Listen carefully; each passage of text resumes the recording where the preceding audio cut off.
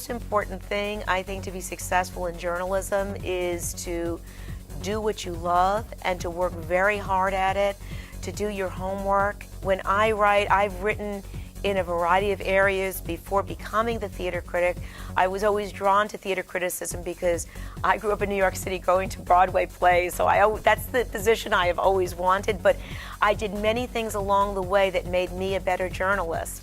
And I've written breaking stories, I've written news stories, I have covered health, I have covered children, and actually I'm so glad I got my time to cover children. You see, you never know where things are going to lead.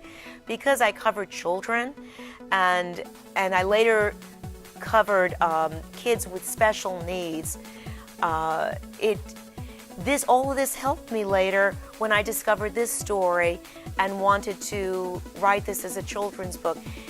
Everything is important. Everything is worth putting your all into.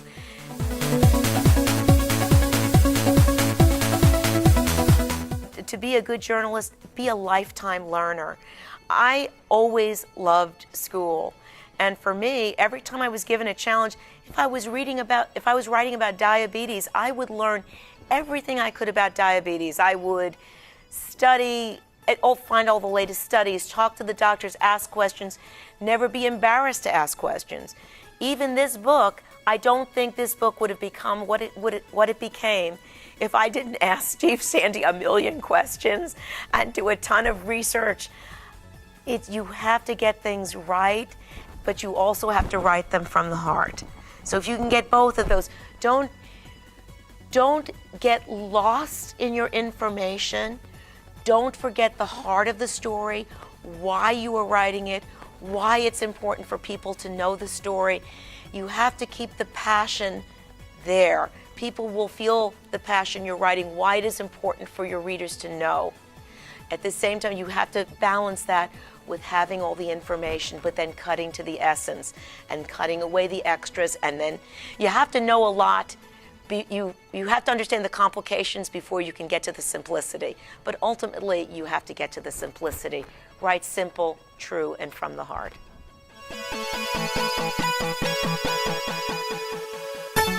You have to embrace the changes. Remember when I said you need to be a lifelong learner? You need to be that in this age of the internet.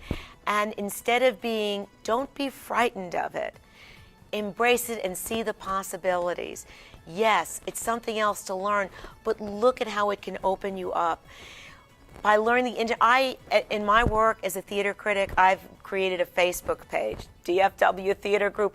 I get so many ideas there, and we've built a sense of community there.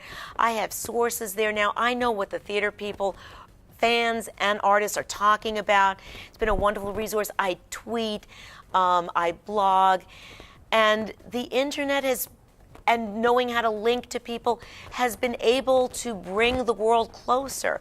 So, for instance, in the world of theater, I'm able to connect local people up with what's going on in New York and in London. The internet makes all that possible. In the age of the internet, I'm able to do research. I was discovered by Sarah, sister at the Hancock Museum, and then by the Moz Museum because of the internet, because my book was out there and available to see on the internet. That's a wonderful thing. We're able to communicate because of email.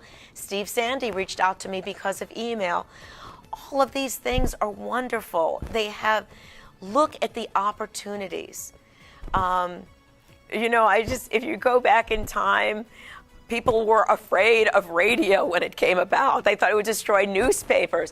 They were afraid TV would destroy radio. They were afraid that the internet would destroy TV. All of these things can work together in one intricate and beautiful way.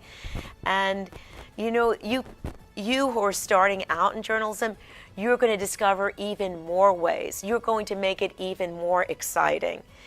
Think of the possibilities. It really is an exciting world, and I'm looking forward to what you add to the conversation.